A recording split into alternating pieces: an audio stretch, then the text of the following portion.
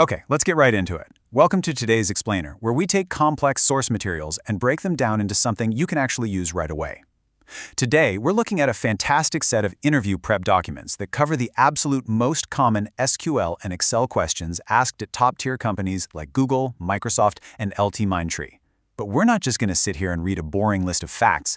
No way. We're going to do something much more engaging. We are doing a mock interview.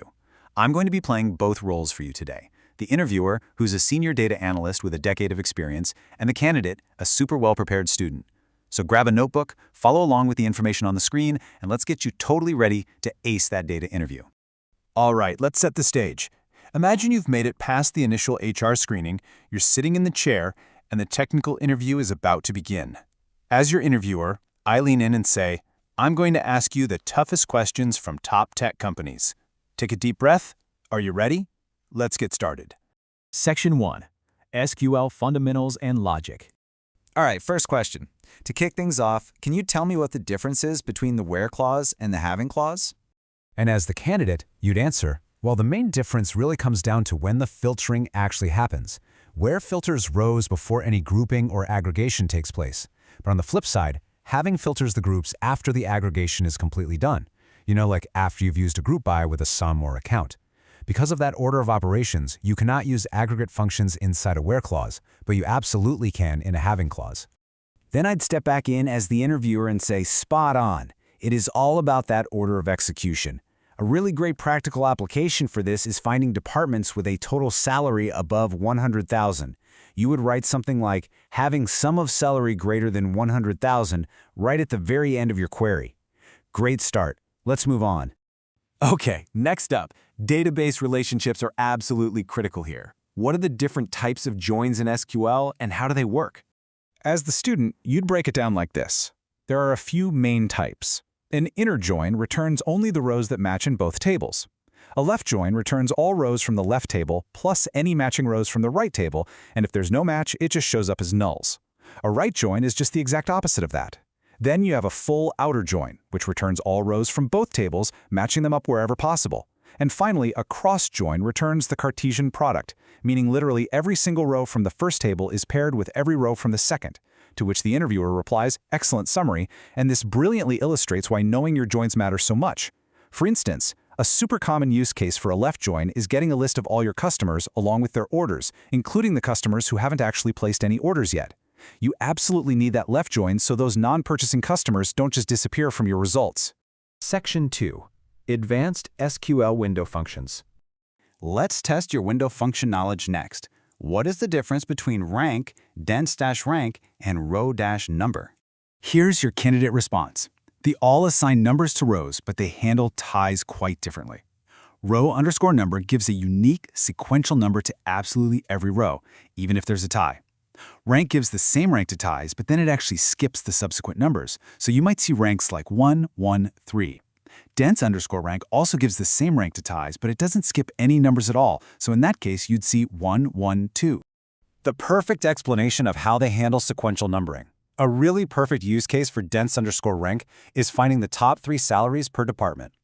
If 2 people are tied for the highest salary, you still want the next highest salary to be ranked number 2, not 3. You'd write that out as dense_rank, open and close parentheses, over, open parentheses, partition by depth, order by salary desk, close parentheses. Section 3. Database Architecture Concepts. Now I'd say, let's zoom out a bit.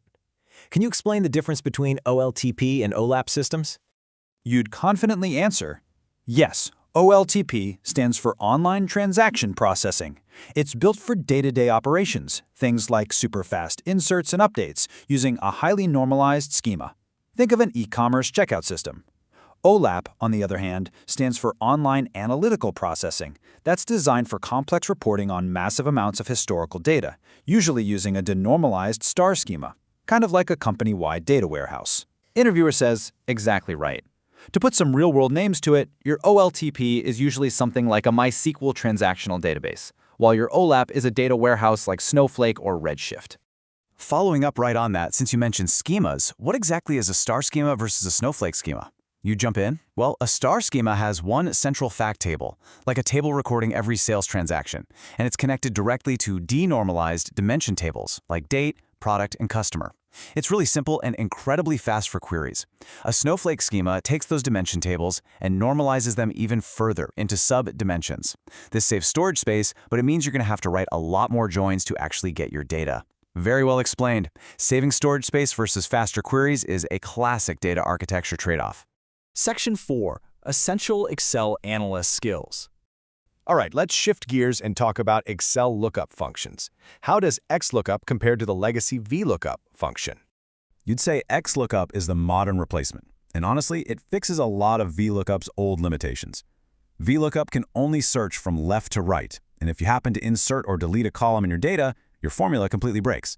XLOOKUP is just so much more flexible. It searches both left and right, it doesn't break when columns shift around, it defaults to an exact match, and it even has a built-in argument for what to display if the value isn't found.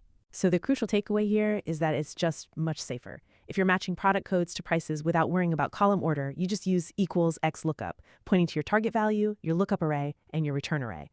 It is an absolute lifesaver. Okay, let's check your foundational spreadsheet mechanics. Can you explain absolute, relative, and mixed references? Absolutely. A relative reference like A1 changes automatically when you copy the formula to other cells. An absolute reference uses dollar signs, like $A, $1, and that stays completely fixed no matter where you paste it. A mixed reference locks only the row, like $1, or only the column, like $A1. Nailed it. A great application for this is if you're multiplying a whole column of values by one fixed tax rate sitting up in cell B1. You'd use a formula locking that specific cell so the tax rate never shifts down as you drag the formula. Section 5. Final Interview Pep Talk. Okay, the mock interview is over. You did fantastic. But before you head into your real interview, I want to leave you with one final framework. When they inevitably hand you a complex business question you have never seen before, do not panic. First, clarify the exact expected output grain with the interviewer. Second, identify your tables and filter early with where clauses to reduce your data size. Third, build the query step by step using CTEs or common table expressions for readability.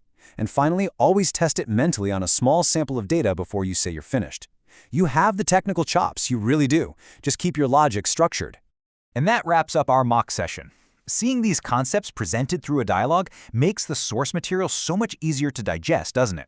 Whether it's the sequence of window functions or the safety of an XLOOKUP, understanding the why behind the code is exactly what gets you the job.